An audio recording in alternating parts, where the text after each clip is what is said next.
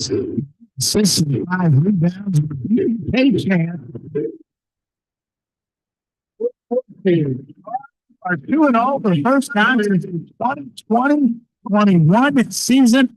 No Filter Radio with Alan Cutler, brought to you by Quantrell Auto Group. QuantrellForLife.com. Good afternoon. I'm Alan Cutler. Honored and pleased to be with you. Thank you for joining. If you're live or maybe tonight on podcast or tomorrow on podcast. You know, normally we might mention that the Kentucky women had a blowout. We might mention that the Kentucky men played tonight, and we will. Jimmy, I want you to no filter me if you think I'm wrong by a smidgen. You ready? Ready. To the best of my recollection, this is the biggest dumbass footage I've ever seen from a college athlete. Now, I know you know what I'm talking about, but before we get into it, I think a lot of America now knows about it. Do you disagree with me calling an athlete a dumbass? No. Have you ever seen a piece of tape that looked worse in representing a university while you're still active, although you're on the bench? Ever seen an athlete do something this stupid to embarrass a university? In recent memory, no. I would have to assume there's got to be a couple out there, but it's up there. We'll say it's on the Mount Rushmore for right now. That's good, Mount Rushmore. I'll go one step further, and I bet you agree with this. If there was social media in the 1940s, this wouldn't be the only one. This is a product of social media. So some guy named Garrett, who, by the way, called KSR, got to give him credit. Credit is credit. And he's the one that inspired the response from Zach Calzada. Now, I'm holding off for a second because I am going to say this. I have dealt with, and it's part of being a public person, some really dumb things that have been thrown at me. And have I been perfect all the time in responding? Absolutely, unequivocally not. Okay? And I'm an adult. And I've dealt with this stuff for, I don't know, been behind a mic for 50 years. Not 50 years, 45, something like that. I don't want to add it up. Yeah, it's about 45. Okay, so I'm telling you, I'm far from perfect. Have I ever responded to somebody in a manner I wish I didn't? Absolutely. So I'm just being honest. But somebody named Garrett challenged Zach, and he's holding up, I don't know, is this $10,000, $20,000 in 100 bills? I'm going to guess it's way more than 10,000. It's a guess. You think it's $20,000? It looked like about 100 of them. I think someone on Grok on one of the videos asked how much it is, and I think Grok estimated $10,000. Well, if Grok, I don't know what. Okay, here's another thing. Not every bank has that many hundreds in stock all the time. So two things happened. Either he got this money from someone who's taking care of him, okay, or he got it from a bank and maybe had to go back to the bank to get all those hundreds. That's nuts. And forget about the fact that I've said this many times, and you've heard me say this many times since I started the show. I know Cal was good at this. I bet most coaches are pretty good at this, by the way. You talk to your players about you making money, put money aside for taxes and stuff like that. But you really need to stay on top of some of these players. And I get you're saying you shouldn't have to, but you do. And I wonder when it's going to happen. It probably will be difficult for this to become public. It'll be a private thing. You're going to have all kinds of athletes going to have tax issues. You can't just have that kind of money and not report it. And do I think most athletes are going to report their money? No. Am I going to get them in trouble? Not trying to. There's a maturity factor here of what to do. There just is. So we're not going to play the whole thing. It's about a minute. When Jimmy and I, which one of us gets tired of it first, we will stop. But this is absolutely unequivocally ridiculous. Now, here's my question. See, I'm a big believer that discipline in athletics has gone way down. And I don't think it should be the way it was in the good old days, where coaches at times were damn tyrants. This is the example I've used many times. Go back well over 100 years. And some of the workers in America were abused, and that's how unions started. And the union starting absolutely unequivocally was a necessity. And there was all kinds of violence in this country. Violence that's going on today, it's not like this is new. This has been a violent country since before we became America. That's the truth. Go look at all the presidents that have been either assassinated or attempt assassinating, going back a long time. Go a long time. I think I told you the story. It was in a great book when Abe Lincoln became president and was going on a train from Illinois to Washington. He was lucky he wasn't assassinated. There was a plot that went on for a long time with a number of people lined up to kill Lincoln. And at the last moment, he was convinced there was a problem when he said, I'm not changing what I'm doing. And they snuck him out on another train and therefore got through Baltimore, which is where they were going to assassinate him. And this was a huge plot. This is not one or two people. This was a huge plot. And the only reason why he made it to Washington was he got through Baltimore on an earlier train. Just telling you, violence in America has been here, forever. Point is this.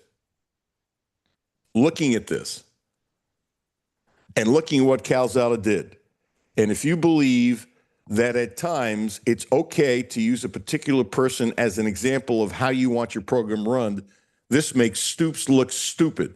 This makes Mitch Barnhart look stupid. This makes the president of UK look stupid. It does. Now, I will tell you this before we play the footage. And I've gotten a number of text messages from a lot of people, and many of which you would know. I'm keeping names away because they've asked me to. There's actually one athlete who does the show who will give his opinion because he said, use it if you want. I look at this, and the pendulum has swung too far. One of the problems for Mark Stoops is he lost his way with discipline. You can't be this tough guy from Youngstown. You can't be a tough guy from Youngstown and let this crap go on. It makes UK look stupid. Now, I will tell you this. Somebody close to the program sent me something that was fascinating. And I actually agree with a lot of this. And this was not part of my initial thought. That there'll be players on the team and young people who think this is really cool, that a guy is flashing money, and the fact that Kentucky, which is not known for playing their football players, showing that there is money to go play football at the University of Kentucky. Now, if you think that's preposterous, I have no problem with it. But I got to tell you, it made me think. And so I'm old.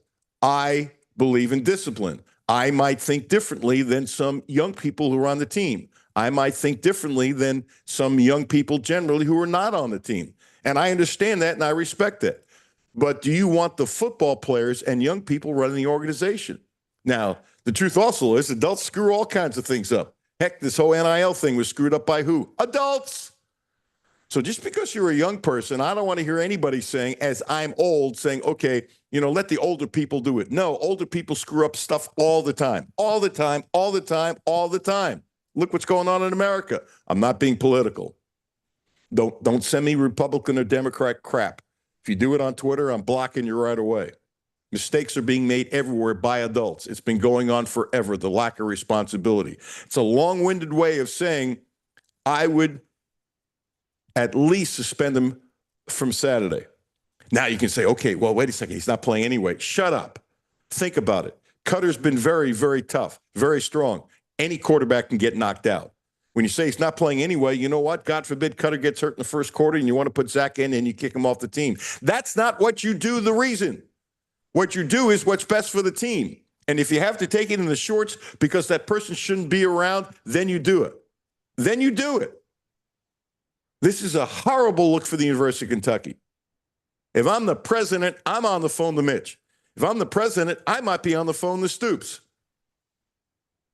While Stoops is fighting for his job, maybe not. We'll get into that later. This is what Zach Calzada did, and I think is he 25 or going to be 25 soon, whatever the heck it is? First of all, it doesn't matter if you're 18, 25, or 75. It really doesn't. You're part of a TEAM. It's a privilege to be on the TEAM. I don't care if it's Kentucky. I don't care if it's Transylvania. I don't care if it's Tennessee. I don't care. I don't care. I don't care if it's Oshkosh U. You're on a team. It's a privilege to be on a team. You want to be on a team? Damn it, follow some rules and regulations. Follow some rules and regulations. And then guess what? Should you not have any rules? Is this okay? How about this?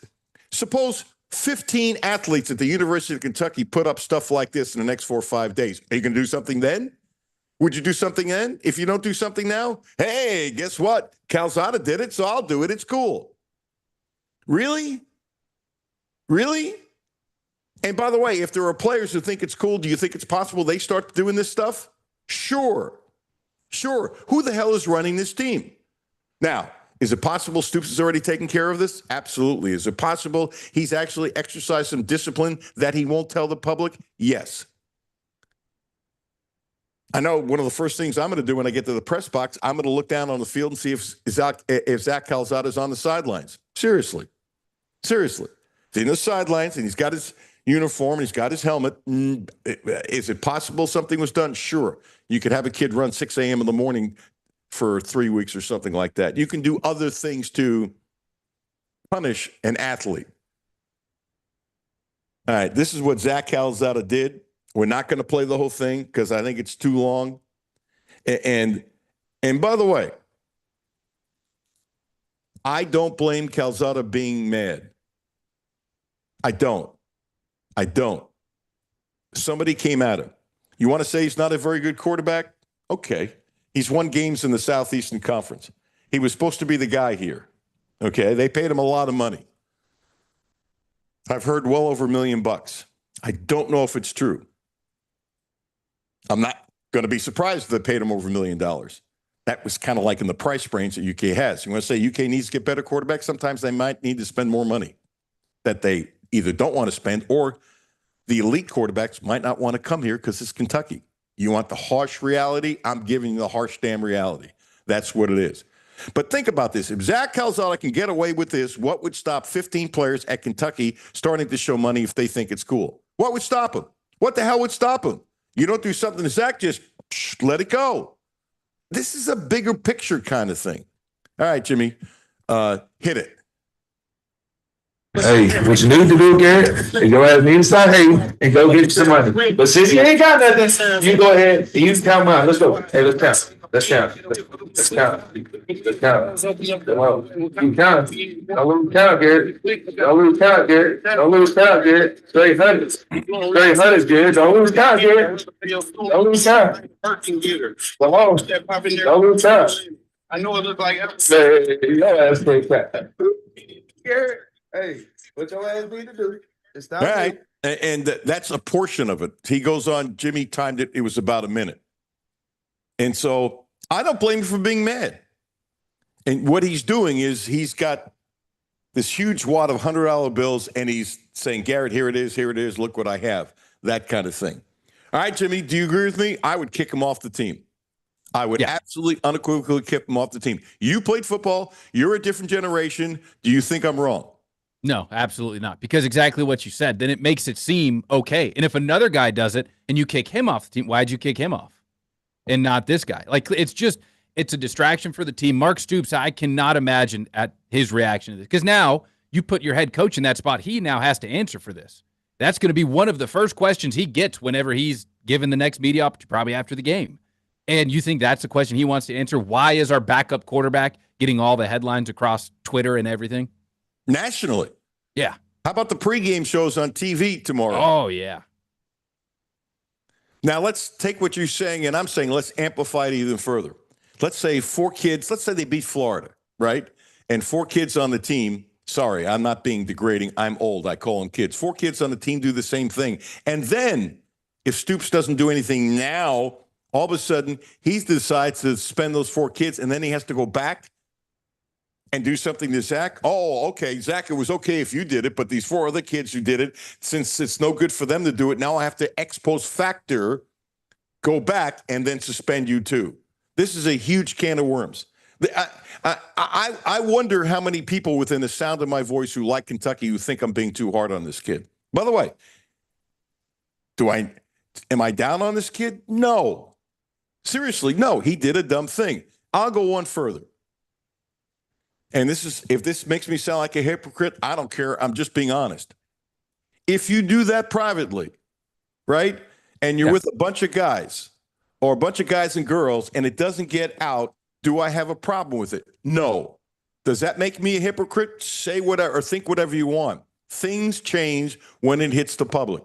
Have I ever said anything about a coach or someone or player privately to someone that I trust that I would never say on the air? Yes. Does that make me a hypocrite because I call this no filter? No, because guess what? I'm not going to tell you everything in my life, and I've said this many, many, many times. This show is as no filter as any show doing sports with somebody who knows sports in America, period. There's nobody who knows sports the way I do, who doesn't go after anybody and gives strong, honest opinions. Nowhere. And I hear people all across the country. And one of these days, hopefully before I retire, I'll get credit for it. And as a matter of fact, I've never said it this way. Why hold back? What you do in the privacy of your home and what you do on social media are two different things. I think I've told this story before, and this is a perfect example. Bob Huggins had a I can't believe I'm saying this, Jimmy. Bob Huggins had a potty mouth. Wait, have you used that expression? No, it's a good radio friendly way, for the kids listening. We're in our 4th year. Have you ever heard me use that expression? No, it's a good way to start off the first week of the 4th year. Yeah. I might be more surprised I'm using this word than you. Okay. So one of the things I was doing on 700 WOW, I would do my sports talk show from like 3 to 6, and then I would do a little bit longer sports talk until the pregame show for UC, Cincinnati basketball, and then they would have the game, and then after the game, I would do sports talk till midnight. And it's the only time a producer up there ever said this to me. Cutler, I want to play you something, but you have to promise me you can't use it on the air. And I went back and you have to understand, 700 WW is a different animal, okay? Nobody takes crap from anybody. I mean, it's testosterone city. And I like this producer said, who the heck are you to tell me I can't use something? And he said, you want to hear it or not? And I said, you have my word. Okay, so UC gets destroyed. Whatever the heck it was, I don't know who they were playing. That doesn't matter. And Dan Hurta does the play-by-play, is very smooth about these kinds of things. So Huggins sits down in the commercial break, and my producer says, turn up pot, whatever it was, 7 or 8, it was the thing in queue, but you can't use this. Huggins sits down, and Dan doesn't say a word. And let me put it this way. Bob Huggins, known for his potty mouth, went nonstop on the team. This is in the commercial break. This is on the commercial break. Okay? And all of a sudden, you could hear in the background, louder than normal, stand by. They come back, and Dad did a very smart thing. Coach, tough game. That's all he said. And Huggins went off. Not a bad word. Never said a bad word. But he talked about in his, he would have this really mumbled, monotone kind of voice, blah, blah, blah, blah, blah, blah, blah, blah, whatever. And he went nonstop on players, never used a bad word. Jimmy, that's the only time I think I ever cried at 700 WOW. I was laughing so hard, literally. I was just dying. And by the way, I described that on the show, when we came back, which I didn't say, hey, he laughed. It was cool how I did it. In other words, I wasn't going to say what he said and that kind of stuff. And I could just see Dan. I think Dan got in one more question. It was time to take commercial break. Whatever the question was, it was like the upcoming game. It was really short. Dan couldn't have handled it any better. And Dan and Hugs were friends. Dan gets along with all the coaches and stuff like that, and he's really smart. So to me, that's the same thing. Don't you think, Jimmy? Like what he said, Huggins said to Dan was private. It was personal. Now, I never asked Dan. I don't need to. Do I think he joked with some other UC people that he was friends with about what happened? I guarantee you. Because that's normal things. And look, people around teams like to gossip. They do. They like to gossip. I love it when a guy will say, well, ladies gossip. I think guys are just as bad, if not worse. I've always thought that. We're not bad? Seriously? Are you kidding? Guys love to gossip. So, Jimmy, you see the analogy? It's the same thing. If he did that in his home, okay, and we never found out about it, or I'll go one step further. Suppose he did it in his home in front of a couple people, right? And I found out about it, and I gave my word I'd keep my mouth shut, which I would if I gave my word, okay? I have no problem with that. You agree with that? Yeah, it's a different thing. That's not a fair comparison to say, well, if you do it, how many stuff or things do we do or say at home, but you don't project to the public? Like there's a difference, and to me, that's not hypocritical saying one is okay and not the other. Like there's a difference. And now I will say too, knowing how social media and like I don't know Snapchat or whatever it was, and I didn't hear the kid Garrett talk about it. Was this meant to end up online? Because Zach Calzada did not post it. Was this sent to another person, meant to be a one-on-one conversation? It gets ripped and posted. Then I also don't feel as strong, because if this was just meant to be a reply back to Garrett and then Garrett posted or whoever posted it, then it's a little different. He didn't mean for this to get out. Well, two things. This is the first time in a while I've disagreed with you. Once you put it on Twitter, you can't assume it's never going to get out. You can't. You just can't. You can't. And these young people who are young, they get that. Yeah. Most young people, 24, 25 years old, understand Twitter better than 50 years old. Would you agree? Oh, yeah. Yeah. And I haven't disagreed with you in a long time.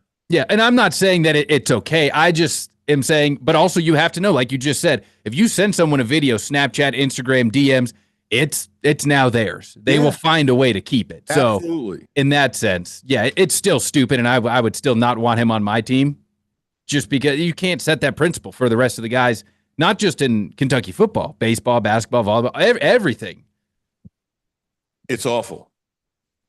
It's awful. Todd Lanter said, using my response is fine, exclamation point. So, Jimmy, would you say I can use his response? Yeah.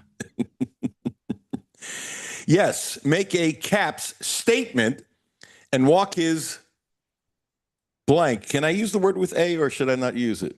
Yeah. Walk his ass to the door, caps again, ASAP, exclamation point.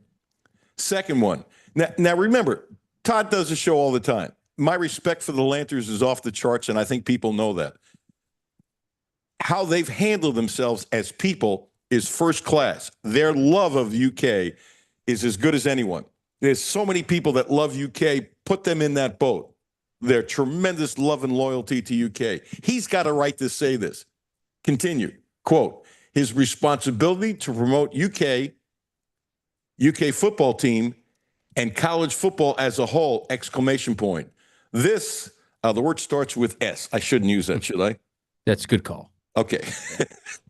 But I think everybody knows this. The word that starts with an S does caps. Nothing positive for anyone.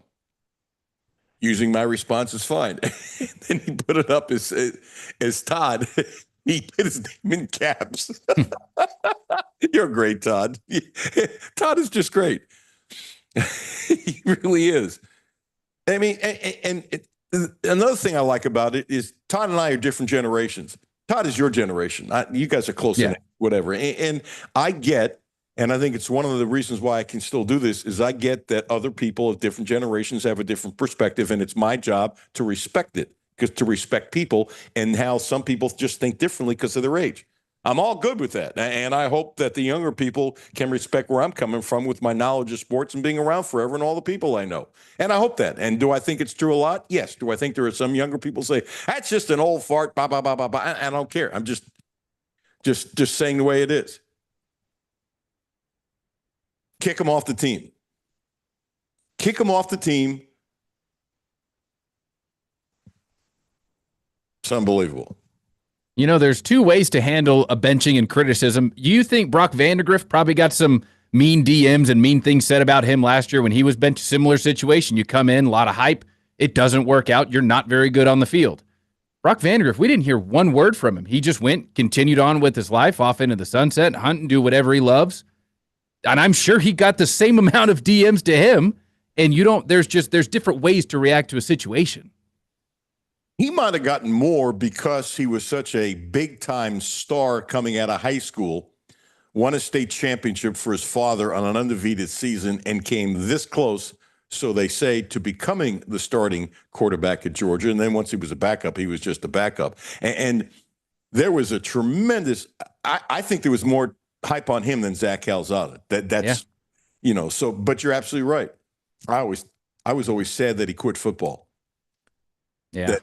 he got beat up to the point he was tired of football. And I just always wondered, and it, you know, everybody makes their own decision if he played behind a great offensive line, or let's put it this way, as good of an offensive line as they have this year, which is not a great offensive line, but it's tons better. And I respect the people that Stoops has brought in and the people on that line. Not everybody's a you know what. Had he been behind this line, might he continue to play football? I don't know that. I don't know if he knows that.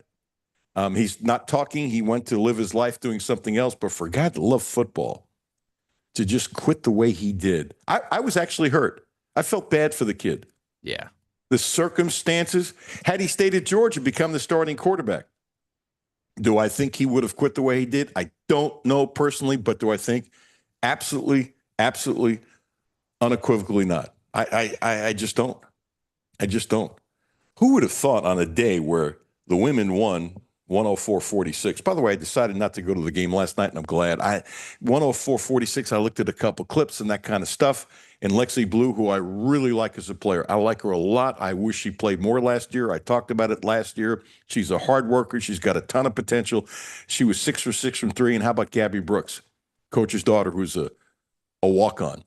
I wonder if they gave her a scholarship. You know, they should. If you don't fill your scholarships up, she should get a scholarship. I've always believed that. Scholarships are year to year. So you don't want to have the coach's daughter take up a scholarship for somebody who's going to play. That would be the wrong thing to do. But you have the scholarships. I don't know if Brooks, the coach, decided, you know what, I make a lot of money, I'll just pay for it anyway, pay for education. I would be fine if she got a scholarship if they didn't fill up this guy. And I don't think they did. I don't want to go on that tangent. Neither here nor there. Or the fact that we should be talking about Lowell probably playing tonight. Because Pope basically said yesterday that Lowe is going to play, and it was basically, let's see how practice goes, which the interpretation is obvious. If he doesn't have a setback in practice, he's going to start tonight. And I think it's really good that he gets to play tonight because it's coming up before Louisville. By the way, did I negate the obvious in the open, not saying what that piece of tape was with Louisville? It just hit me, didn't it? Yeah. Do me a favor, Jimmy. Cue that up again, and I'll say, and then we'll go to break. Wow. Got it? Yeah. This was the end of the Louisville game last night, where they won big against Jackson State, 106-70 at the very end.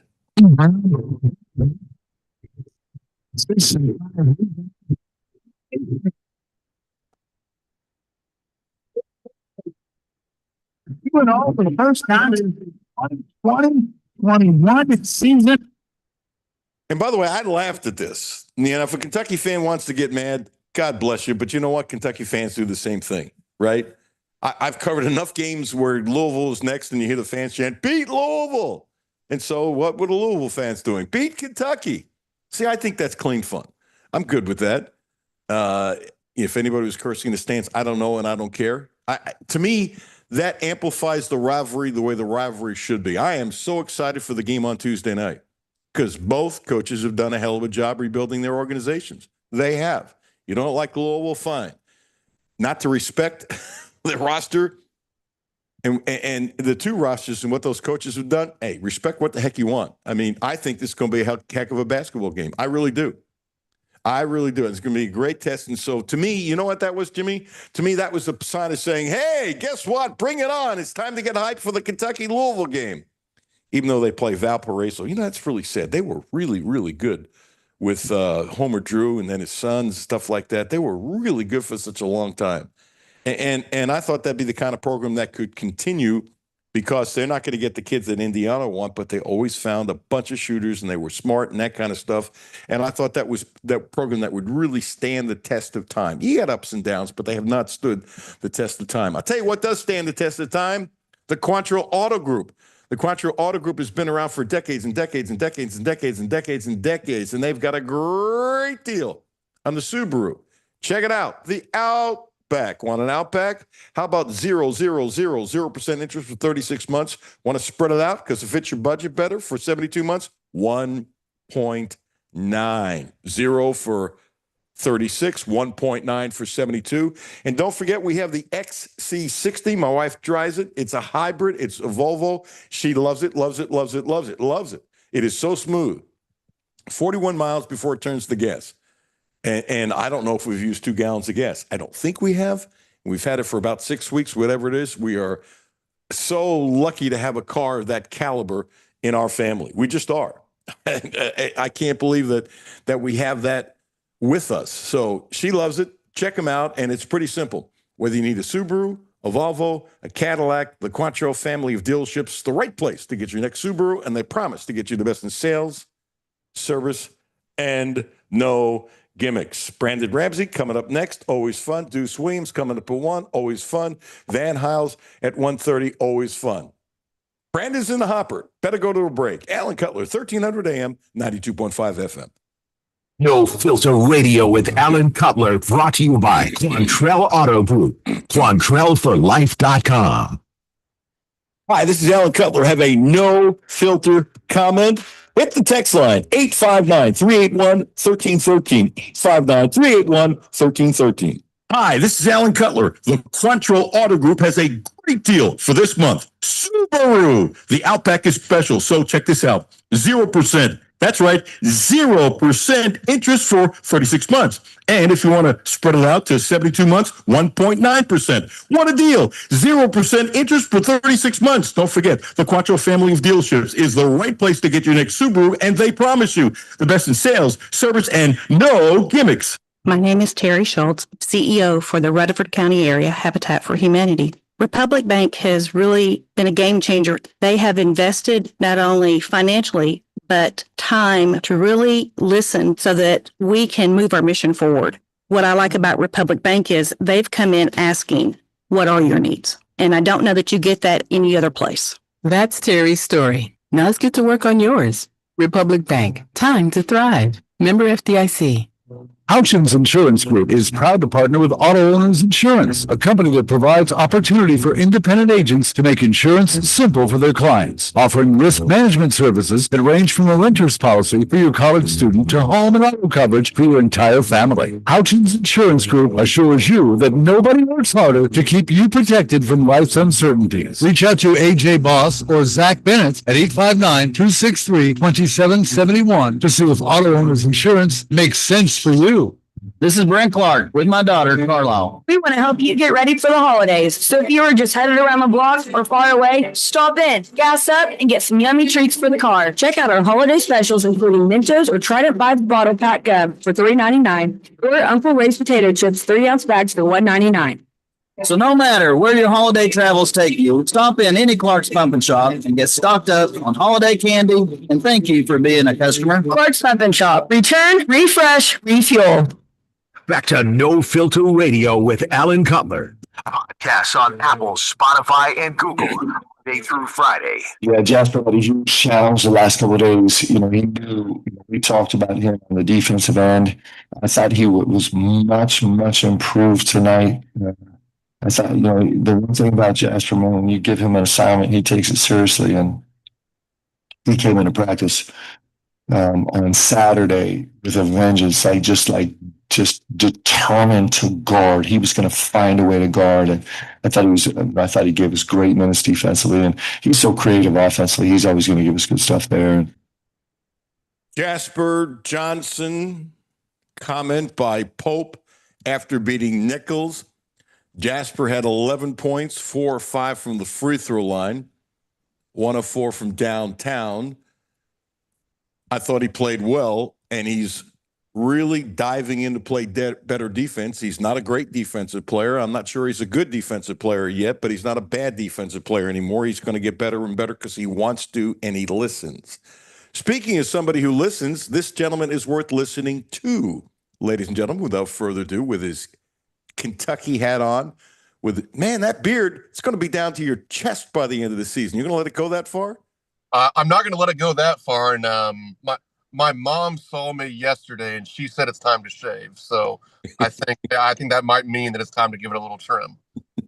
So you had the friendly hint? Yes, a little bit. Yeah. Brandon Ramsey of KSR, former coach, does a great job analyzing and dissecting basketball with, and I got to tell you, there's 2 things I'm jealous of you. One, your age, you're much younger than me. And the second one, you got a wonderful man cave. Man, I mean, this is your job is basketball, so you're doing what you love, which is the best thing in the world that you can do if you're lucky enough to do what you love. But you got one hell of a man cave, and you've even upgraded it. Yeah, it's pretty nice. I definitely am lucky to have a good spot, and yeah, I like my setup a lot. It's a fun place to watch some games, that's for sure. How many TVs you got? Got 3 down there, plus my laptop and my monitor. So I mean, I can watch 5 games if I need to. And you got your Archie Bunker chair for your tired. You got your desk. I mean, folks, he's got a spread now. It's really cool. Matter of fact, you don't have to leave except to go up to the kitchen. Although I bet you have a refrigerator down there in your man cave, right? Refrigerator down there, yes, sir. I have been talking about, and you amplified it because you put the numbers, but since the first show after the blue-white game, I started complaining about free throws. And then after the second one, I started complaining about 3 free throws. And then after the third one, and I give you credit, you put the percentages together, and it looked pretty bad. And I kept on complaining about the free throws, and I gave you credit for putting the numbers together because that's the right thing to do. But free throws has been a pet peeve of mine for decades, by the way. This is not something new for me. And now I got to tell you, I'm not saying they can't become a good free throw shooting team. I'm not saying that. I'm not suggesting it. But right now, and this is what I want from you, and let me do your numbers that are official. Right now, and I want to see if you agree, but I'm going to throw this out first. 53, 69, 65, 54. That's the free throw shooting percentage. There ain't no team in America going to play the first 4 games of the NCAA tournament and advance that way. It ain't happening. And I wonder if it ever has happened. That stinks. It's really, really badly bad. I'm not saying they won't get better. Who am I to say they're not going to get better? But I got to tell you, I'm assuming these guys shoot free throws on their own at night, probably a lot. Probably they've been told to. These kids are conscientious, like so many other teams. Like Kentucky's the only group of kids that are conscientious. I think there's a cocoon that thinks, oh, Kentucky, they work hard and everybody else. No, they work really hard, but there are other teams that work really hard too. So are you as upset looking at things they need to improve on? To me, I'm not kidding you. For today, this is absolutely number one, and you're going to think I'm nuts because if you don't fix it, you cannot win in March. You can't win. You can't win. You can't win. You can't win in March. Brandon Ramsey, your thought. It's a major problem. And as we sit here today on November 7th, it's probably my biggest concern for the rest of the season because it absolutely will lose you games. And as you said, above all else, it'll get you knocked out and sent home in March. And to me, the concerning thing with the free throws is that, to me, the quote-unquote small sample size doesn't mean nearly as much with free throws as it does with three-point shooting. There's much more of a variance when it comes to three-point shooting. Like, right now, Kentucky's numbers over this same stretch that we're talking about from beyond the arc, they're not pretty either. It's like 26, 27%. I have a lot more faith that can increase. But free throws, a lot of times, like over the course of a couple games, it's not going to have the ebbs and flows that three-point shooting has. So I think that is a serious concern right now. Now, I think one silver lining is that you're getting Jalen Lowe back, who is a career very, very good free throw shooter. And he's a guy that has the ball in his hands a lot. He's a guy that's going to get to the basket a lot, presumably draw quite a few fouls. So if he can be the high 80% free throw shooter that he's been throughout his career at Pittsburgh, then obviously that's going to help your team percentage as somebody who arguably can shoot as many free throws on this team as anybody. But yes, absolutely, some of these other guys, especially the big men that are going to get offensive rebounds and be at the line quite a bit. Take a Owe who drives it in there is going to be at the line quite a bit. Like, these guys have to become, 70, 75, 80% free throw shooters, or else it's going to be, a major detriment for this team at some point. And honestly, it'll keep them from being as good as this team should be otherwise. Well, I'll go one step further with that. And I'm glad you brought up Lowe. I'm assuming that the three-point shooting will get better with Lowe at the point because guys will get their shots in a more comfortable place. Guys will get more open shots because I anticipate that, just like you do, he's going to be pushing the ball a lot faster. So therefore, if you run, there could be more wide open threes. So I haven't pushed the 3-point shooting as much as I should have because I think it's going to get better because if he pushes the ball, right now, they're nothing special pushing the ball across the midcourt line. And all this stuff from Pope last year, 3 seconds across the midcourt line, 3.5 seconds, and I get guys were hurt. But you know what? You're not having the right guys. You can still sprint with the basketball. You got guys on your team. You should be sprinting with the basketball. Sprint with the basketball. And that's, I love Pope, but he's not perfect. They could have been faster bringing the ball across the midcourt line even without Butler. They could have. Now, Creaser was even faster, and he was hurt too. But I'm sorry, they should have been faster, and he should have pushed it. I would have had the guys sprinting with the basketball. Everybody, even Amari Williams, just because sometimes practice you get better at. So that's a thing of Mark. Oh my gosh, did I just disagree with Mark Pope? I'm sorry. Did I do something wrong? The guy's unbelievable, but he's not. Am I wrong? No, you're not. You're not wrong. And I think that's going to be one of the things that we see with this offense. You're absolutely right. I mean, it was one of the things I was really complaining about in the first half, especially against Nichols, was like, man, this pace of play stinks. Like, we're playing slow. The ball's not getting side to side in the half court. Even though Nichols couldn't make a shot and Kentucky's defensive rebounding, we weren't taking control in transition at all. And some of that snapped out in the second half. I think Coach Pope probably said some of these things at halftime, like, hey, we got to play a little bit faster. We got to up the pace. We got to make them pay for missing shots. And that's why you saw us go from 28 points to 49 points half to half. But nobody's going to change that more than Jalen Lowe because he can push the pace as well as anybody in the country. Yeah, so from an offensive standpoint, I've said it. I mean, forget the depth, forget the NIL number, all this stuff. Your offense isn't supposed to look as good when your starting point guard is out, and especially when your starting point guard is an all-SEC caliber player. You're not going to look as good. So I'm going to save judgment of the offense, of the three-point shooting, all of that until we see it with Jalen Lowe. But the free throw issue, that's completely separate from Jalen Lowe. He's not going to help these guys become better free throw shooters. He might help the team become a better free throw shooting team, but he can't make them for everybody else. So that remains the issue. But I'm still cautiously optimistic about the 3-point shooting improving to where we thought it could be, and certainly the offense as a whole operating at a level that it needs to operate at to be a Final Four caliber team. Just looking at the percentages, not looking the numbers, because then that would be a different percentage, and I get that. They're a little over 60%. Just if you take the averages per game, I'm not adding they made 99 out of 100, which would be 99%, but just the percentages itself is just slightly over 60%. That's disgustingly bad, and I get it. I'm just going to say it.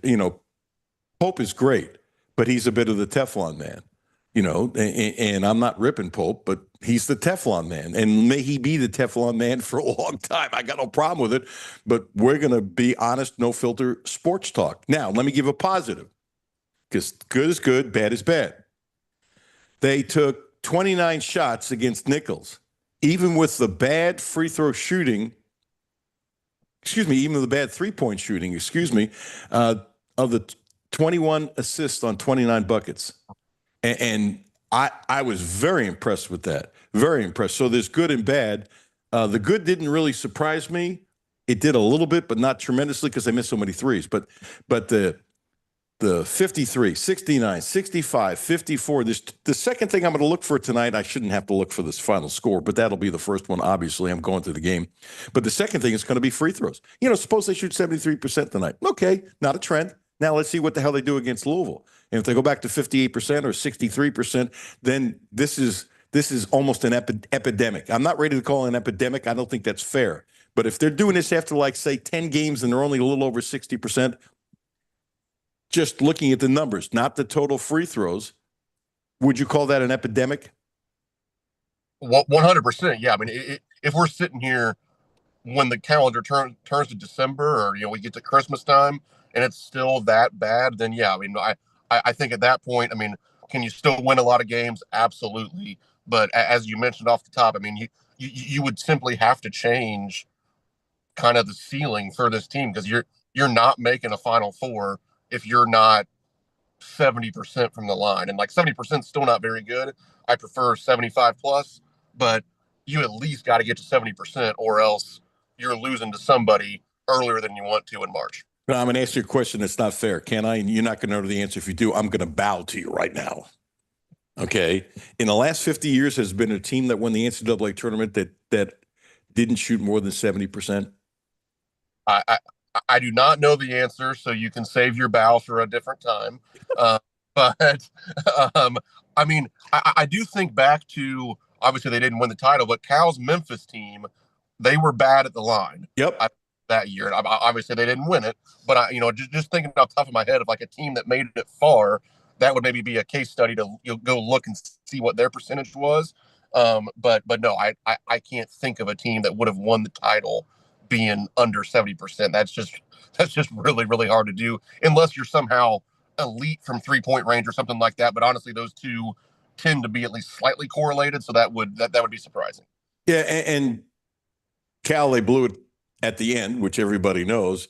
And the point being is, if it's true with what you're saying, and I don't have the number, I don't remember the numbers. I do remember that they were a bad free throw shooting team. I do remember that he's had a lot of bad free throw shooting teams, which always drove me a little crazy and that kind of stuff. But that would be an aberration. So there's always acceptance to the rules.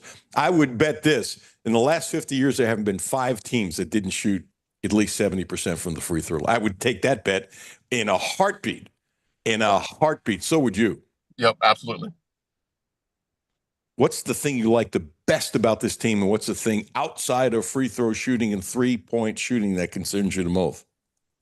The thing I like the best right now, obviously it's early, but I'm really impressed with the way this team rebounds the ball. I remember coming out of the blue-white scrimmage, and I was a little worried about it, to be quite honest. And then that was immediately shut down with the way that Kentucky rebounded, albeit in an exhibition, but it was against Purdue, a team that has big guys. It's going to be a good offensive rebounding team. I know it was Nichols in game 1, but Kentucky was 87.8% on the defensive glass, which over the course of a season would literally lead the country in defensive rebounding. So I've been really impressed. Malachi Moreno has been a beast on the boards, especially on the offensive end. He's doing a great job. Mo Diabate is obviously a very good rebounder. Brandon Garrison's doing his job. Andrea Yelovich is doing his job. But then also the guards. Like, this team does a really good job of kind of cracking down from the perimeter. They're not just leaking out in transition. They've chased down some long rebounds, chased down some ones that gets tipped out a little bit. And that's been really, like, Denzel Aberdeen attacks the ball on the glass. I think Otega Owe can be a good rebounder again this year. I'm interested to see what Jalen Lowe does as well, sticking his nose in there a little bit. But I'm very, very encouraged with the defensive rebounding on this team, because you don't have kind of the elite guy like you had in Amari Williams last year. So that's been excellent. In terms of the worry, I mean, it's hard to, really put your finger on something outside of the shooting. And I just think with the shooting, we were projecting, I think, a lot this season when we were kind of talking about the shooting. Like, we all thought that Trent Noah could be a really good shooter this year, but let's face it, last season the data says he was a 33.3% shooter. Do I think he's better than that? Yes. Do I think he'll make a lot of shots this year? Yes. But he needs to show it in the games before we really know that's the case. Cam Williams, excellent shooter last year.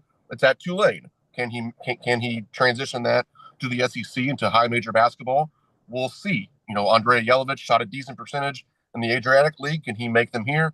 We'll see. Jalen Lowe, he was a low percentage shooter last year. Is he going to help at least, himself with the 3-point shooting? So I do worry, like, do we actually have good shooters, or are we kind of wishful thinking, hoping that these guys are all going to make a jump? So I'm still, like I said, I'm cautiously optimistic about the 3-point shooting, and certainly it's going to be better than what it has been.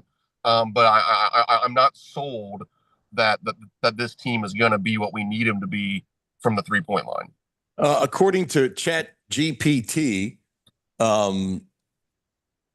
which I don't trust 100%, because I've caught a couple mistakes, but I think generally speaking, they're very good.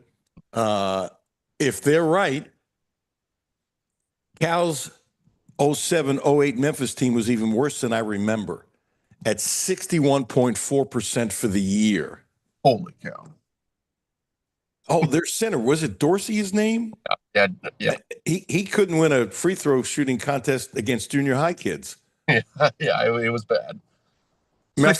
I thought that cost him what could have been a pro career, because guys in the pros are not going to play it very much, that kind of thing. And I think it was Bo Lanter said it the other day when he was on, hey, you got to make your free throws. You don't make your free throws, coach is not going to play at the end of the game. We know that. You just know that. And Cal was a little bit like that too. Oh, okay. Over the last 50 years, 7 teams have finished the season under 70% and won the NCAA tournament. And I got to tell you, I'm shocked. All right. I should have taken that bet, I guess. Yeah, me too. 82 North Carolina. Wasn't there a guy named Michael on that team? Believe so. Yeah, whatever happened to him? 85 Villanova. Well, that doesn't count because they still haven't missed the shot at Rupp Arena.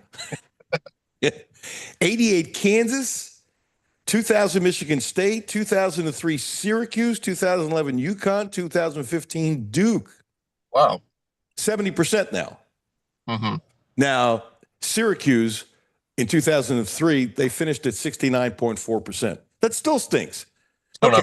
So if you're saying 7 out of 50, that's 14%.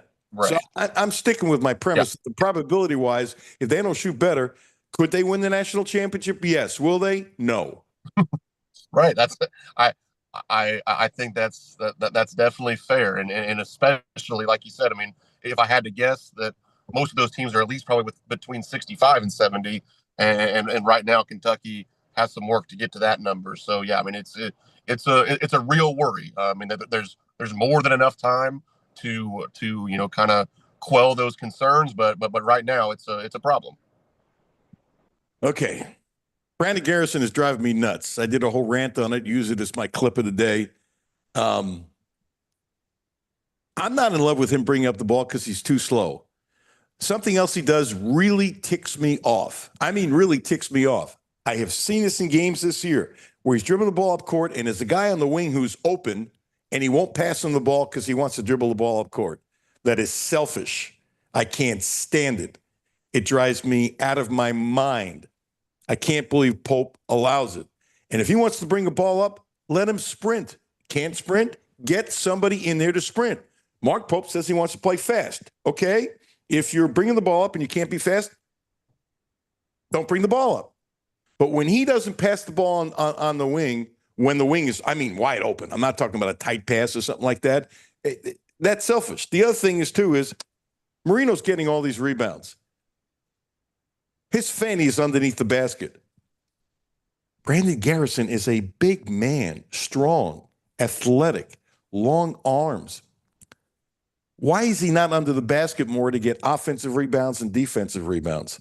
Why is he allowed to play so far away from the basket? And by the way, Karl-Anthony Towns shoots 3. I'm not saying he shouldn't do 3. Not saying that. Not saying that at all. But he's too far away from the bucket. I'm telling you, it drives me nuts. I think, to answer the first part of that, I completely agree with you. I do not like Brandon Garrison off of multiple dribbles, which obviously is what he has to do to take the ball up the court. He's too slow with it. Quite frankly, he's not comfortable, I don't think, handling the ball in that way. And while I think Brandon Garrison is very good at operating out on the perimeter as a passer, as getting into handoff actions, getting into some ball screen stuff, he can make those back cut passes to guys. He's really good at that, but he's really good at that from the catch. He's a really good passer and decision maker when he hasn't dribbled yet. It's completely different for him off of a live dribble. That's the big difference between him and Amari Williams. Amari Williams can handle it and make those decisions and make those passes. Brandon Garrison can do a lot of that, but it has to be when he's holding the ball from the catch. And that's why I don't like him bringing it up. Yeah, it takes too long. He's not as comfortable getting into the offense and getting it started, and that's why the pace really slows down, like we saw, I think, quite a bit against Nichols. But yeah, in terms of the rebounding, it is tough because he's being asked to do some of those things out on the perimeter. But quite frankly, Malachi does some of those things as well. And I think he's just being more aggressive right now, like getting down towards the rim in rebounding situations. And I think that's something that we can see Brandon Garrison improve on, because I've been impressed with Garrison on the defensive end with the way he's defensive rebounded. But the difference between him and Malachi right now is, I believe on Tuesday night, Brandon Garrison did not have an offensive rebound. Malachi had 4 of them. They each had 5 defensive rebounds, I believe, but I think it was 4-0 on the offensive glass. And that's that next step, I think, for BG to really become a problem for this team because he's talented, he's athletic, he's physical. There's so many things he does well, but we're still kind of waiting to get that, 10 or 15% more from him here now that he's a junior to really make that next step. Yeah, I think he can do a lot more, by the way. And your numbers are he had 5 rebounds in 23 minutes, 4 defensive rebounds, 1 offensive rebound. Obviously, I'm looking right at the stats. Malachi in 17 minutes, he was terrible at the line. He was 1 for 6. That's got to be better. He had 9 rebounds, 4 offensive rebounds, 5 defensive rebounds. And see, Garrison is a really good athlete. And I'm not saying he should get as many offensive rebounds as Marino. He's playing 23 minutes and he gets only 1 offensive rebounds. That's not good enough for me. And the reason why I'm pushing him, because I think he's got the capability of doing it. It's one thing if you ask somebody to do something they can't do. He's got so much more. And that 1 3 he took was early in the shot clock. Why? Well, it's like he has to say, I got to show you I can make the shot. I've always had that feeling about him. I got to show you I can make the shot. No, what's best for the team? That early. Now, if the shot clock was late and he's that open, take the damn 3. Take the 3. I'm good with that. But that early in the shot clock, wasn't even looking to pass. It was like, I just think it's wrong. Let me give you my Noah. I really believe this is a big pet peeve of mine. If you watch him shoot now versus before, and I'm not saying he won't get at this, he is rushing his feet. He's rushing his feet. When you watch him shoot in warmups, it's a sweet shot. I'm not saying his shot doesn't look good when he takes it in the game, but his warm-up shot, when he's open and has a little time, he doesn't need a lot of time. He has a little time. His follow-through, his form, it's repeatable. That's what every shooter needs, repeatable. I have watched him now in games, and the reason why he's not shooting as well is he's rushing it slightly. And when you're like a great piano player, okay, and you do that kind of thing when you're a little bit off, that's all it takes. And you next time we talk, I'm really big on feet and hands and what you do. It's like a quarterback when they're overthrowing it. Mike Leach taught me this forever ago. He really jumped in my head. He looks at the feet of the quarterback first for the problem. He really jumped in. And then the second thing is how far you bring the ball back. He had his former way of doing things, and Mike taught me a lot.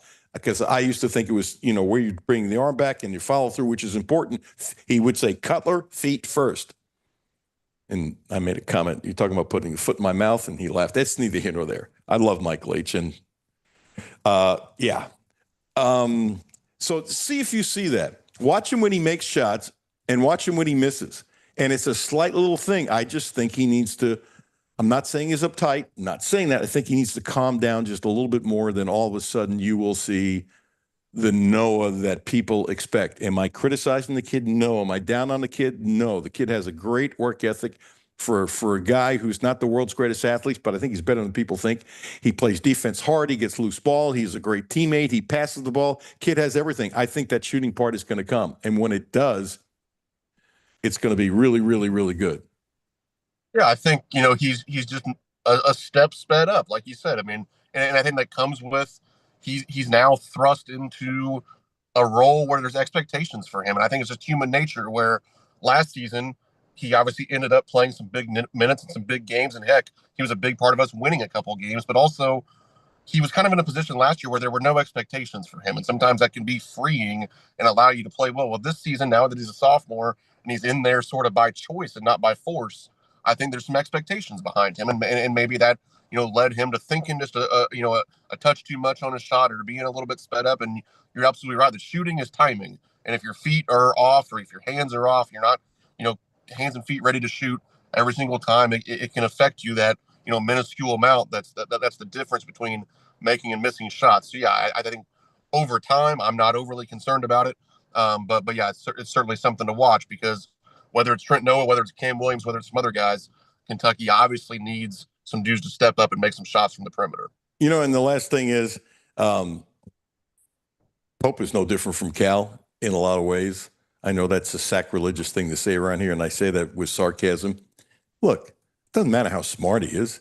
He's still trying to figure this team out. He's still trying to figure the team out. He's learning, and oh my gosh, he's the smartest guy in the history of coaches. Stop it. He's a really, really, really smart guy, and really, really, really progressive, and ahead on so many things. He's still figuring his team out. He just is, and that's okay. And I just like some of the offseason adjustment, how he's pushing defense so well. Do you agree with that he's just figuring the team out? Yeah, I mean, it's early November.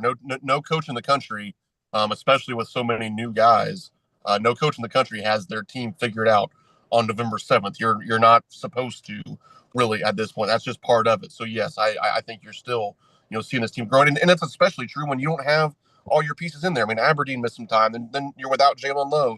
You're obviously without Jaden Quanitz, and especially when those guys are missing practice time.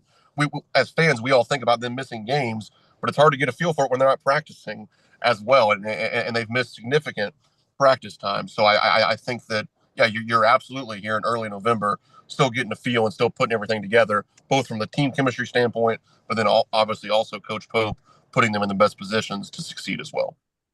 Anything else we haven't talked about Kentucky? I got 2 words for you if you don't. 1, thank you, and 2, give yourself a plug that your mother would be happy. My mother being happy would require shaving the beard, but how about a goat? Would your mom say a goat's okay? Yeah, I think so. You know what? Seriously, if you trim that beard, you have a pretty good goat. I just shaved what had the best goat I've ever had because I get my skin checked every 6 months, and my doctor says he can see through it. I'm going, I don't want a mistake because I've had some problems. Neither here nor there. And matter of fact, this is the first time in years that I was totally clean. Nothing had to be frozen or cut out or whatever. But I think you don't make it more difficult for the doctor. I don't want any problems. So I'm anxiously waiting for my beard to go back. But dude, you have a goat in you. Why don't you try to goat and see what your mom says? And then if she says trim it, I have 2 words for you. Good luck. Yeah. We'll see. But yeah, again, you can follow me on Twitter at BRamseyKSR. All the written work is on KentuckySportsRadio.com. This time of year, I do scouting reports, film breakdowns, all that good stuff. The Brandon Ramsey College Basketball Show is rolling on YouTube, so go subscribe there as well. And again, all that work is promoted on Twitter at BRamseyKSR. Thank you, brother. Anytime, Alan. Hey, appreciate you tremendously. And the beard goes down. Be down here. But I'm not battling your mom. I'm no filter. I ain't that much no filter. Yeah, right. See, dude. Yeah. Brandon Ramsey, always fun to talk to. He's great. And how about this? You get honest, constructive criticism here that you don't get in other places. You just do. And I appreciate the fact he calls it a major problem, free throw shooting, just like I do. I mean, it just is what it is. Deuce is coming up next. And I'll tell you what, if you need anything electrical, I'm telling you, jot this number down. And if you don't need something today, everybody needs something down the road. Have this number so when you need it, you consider calling them because they're that good. Elliott Services, 859-255-5788. 859-255-5788. The employees own the company. I like that. Relationships are a priority for them. The techs are licensed and background checked big time. Generated in sales, installation, service, electrical charging situations, renovation, fix-ups, installations of whatever you need, lighting upgrades, service panel upgrades, voice data, HVAC, Wi-Fi solutions. I go through the list every day. There's even more, but I'm telling you, whatever you could possibly need, they do. And they took care of us. Chuck Ely took care of us twice, once a number of years ago. The other time, I don't know, it's been about 6 weeks, something like that, because we had to fix our system, which was horrendous for our VC60. I mean, let's put it this way. We plugged in a car we tested, and the unit, the plug-in was black. And so, we ain't doing that again. So called Chuck, and they totally changed everything, and they took care of us. I trust them. Elliott Services, 859-255-5788, 859-255-5788. Great stuff with Brandon Ramsey. Thank you, Pally. Deuce Williams coming up next. Alan Cutler, 1300 AM, 92.5 FM. No Filter Radio with Alan Cutler, brought to you by Quantrell Auto Group. QuantrellForLife.com. Hi, this is Alan Cutler. Have a no filter comment? Hit the text line, 859-381-1313. 859-381-1313. This is Brent Clark with my daughter, Carlisle. Get ready for the holidays. So if you are just headed around the block or far away, stop in, gas up, and get some yummy treats for the cars. Check out our holiday specials, including Old Pepper Jerky 4-ounce bags for $8.99 and assorted Snickers standard size candy bars, 2 for $3. So no matter where your holiday travels take you, stop in any Clark's Pumpkin Shop and get stocked up on holiday candy. And thank you for being a customer. Clark's Pumpkin Shop. Return, refresh, refuel. Hi, this is Alan Cutler. The Quantrill Auto Group has a great deal for this month. Subaru. The Outback is special, so check this out. 0%. That's right, 0% interest for 36 months. And if you want to spread it out to 72 months, 1.9%. What a deal. 0% interest for 36 months. Don't forget, the Quattro family of dealerships is the right place to get your next Subaru, and they promise you the best in sales, service, and no gimmicks. I'm Kathy Binkaman. Over the holiday, there was an attempted fraud attack. My personal banker, Mary Rose, and I networked together. And the first thing that I thought of was I have to text her. And it was just within the next few minutes, there was an entire team that came together collectively. And that's just not the type of service that you typically get from your bank. That's Kathy's story. Now let's get to work on yours. Republic Bank. Time to thrive. Member FDIC.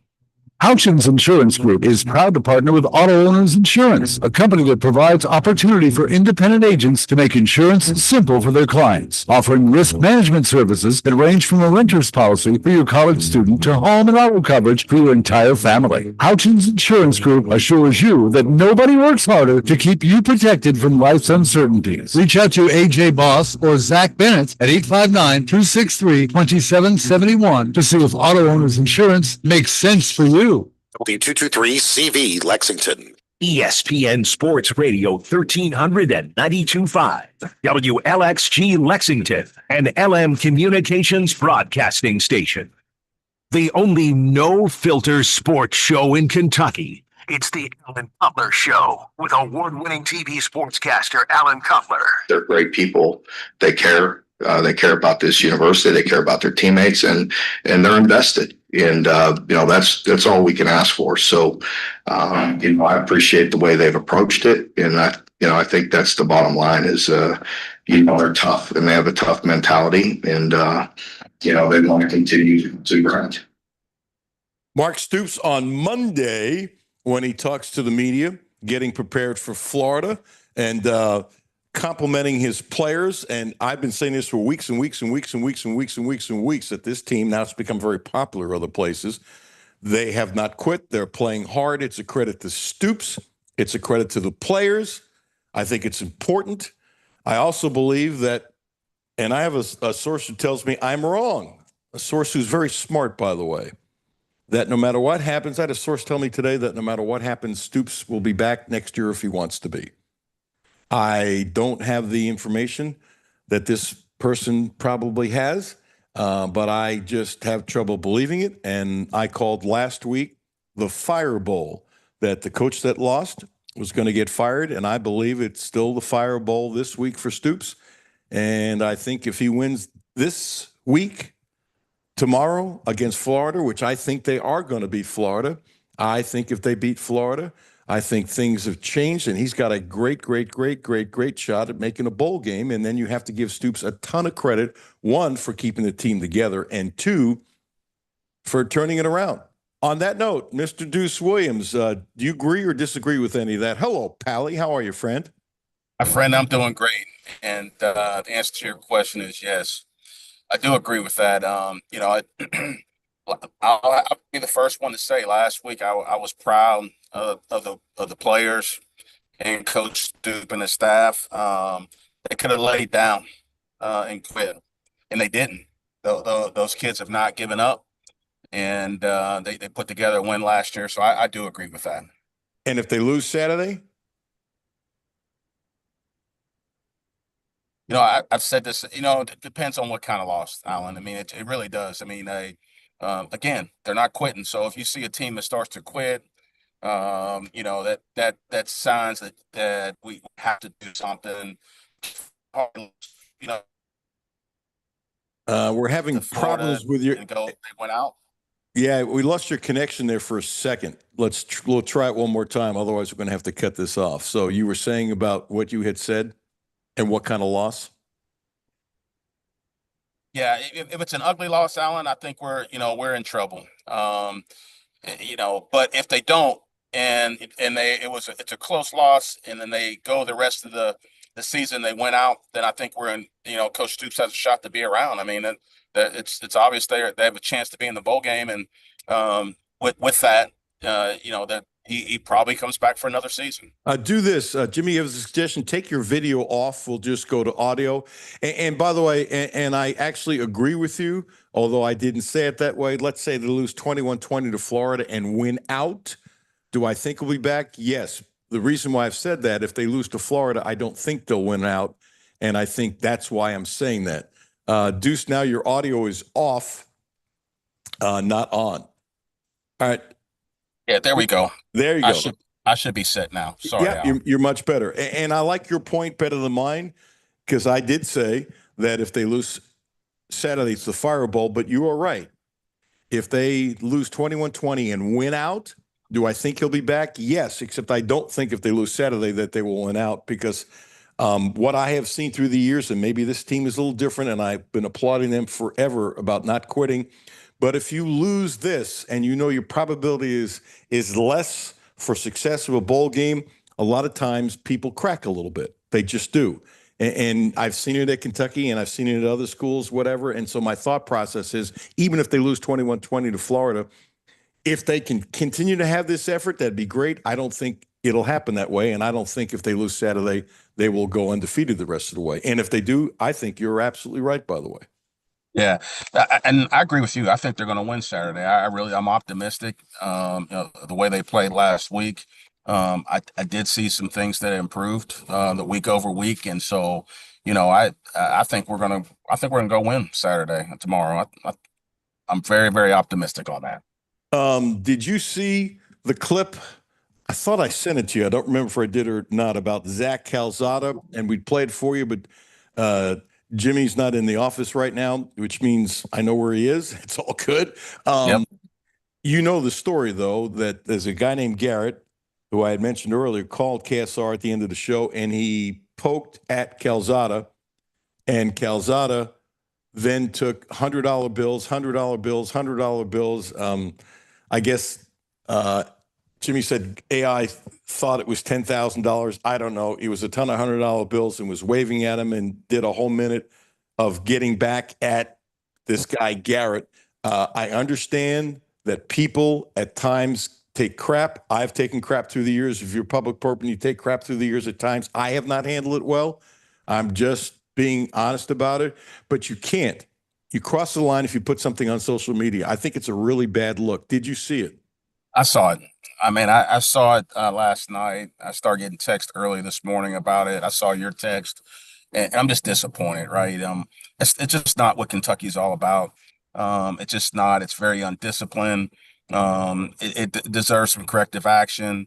I mean, when you think about anything, and I know that being a player, we had policies, and as the evolution of the internet and social media, I know there's a policy in place that somebody, either Coach Stoop and his staff or the university, put about not displaying yourself on the internet, and it's disappointing to me that he would do that and flash a bunch of money, and it's just what's broken about. And I mentioned this last week about college sports, right? It's all about it's not all, but money has become such a factor in college sports that this kind of behavior cannot be tolerated.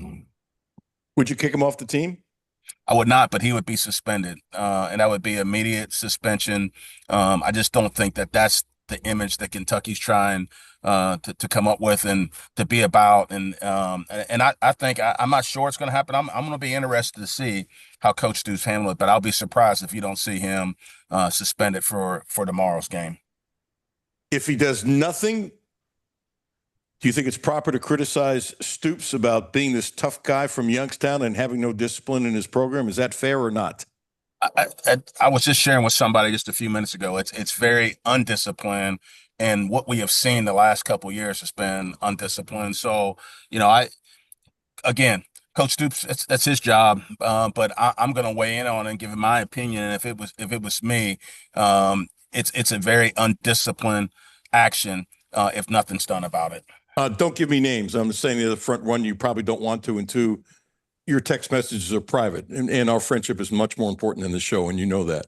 Yep. But this is the temperature I'm looking for if you're good with this, and I bet you are. Sure. How many text messages did you get from former football players? Some you played with, some you didn't. And what was the temperature collectively that you got since you've been texting since last night, and you have received texts since last night about Zach Calzada just being a dumbass waving the money around? And I don't blame him for getting mad, by the way. I don't, but you can't do that. You can't do that. Disappointed, right? I mean, it's just, a guy like that, he got paid a lot of money to come here. And because somebody, upset him, struck a nerve, if you will, he's going to go and flash $8,000 to $10,000 in cash, and then kind of be demeaning towards the person that said that. Like, it's just wrong, right? We just don't do that at Kentucky. This is not how we're wired, and it really is not about how much money. The case of the fact, if you really want to say it, he's flashing a bunch of money, but he's sitting on the bench. And so when you think about that, it's fine to have all that money, but we're trying to win football games, and this guy's sitting on the bench and flashing $8,000 to $10,000 and telling a fan, what he needs to do because he doesn't have that money. It's just wrong. Period. Arrogant. Very arrogant. Very arrogant. It just feels like to me like, and this is exactly why I proved the point about money in college, right? It just proves the fact that he can say, "Oh, I've got all this money." In the case of the fact, if I was that, that consumer, I'd be saying, "Man, you haven't done crap. You're sitting on the bench, and who cares about your money?" I mean, that guy will not play on Sunday. We all know that. I'm on record right now. Zach Calzada will not play a down in the NFL, right? So who cares about the $8,000 and $10,000? At this point, he better worry about his future and how he's going to earn a living for the rest of his life because it's not going to be in the NFL. Plus I've said this many, many, many times. I know teams, and I bet I don't know this, but I'm assuming Stoops is good at this because he's conscious about these things. Cal was good at it. I can't imagine Pope is not good at it, where you bring somebody in and say, "Hey, you guys are making money.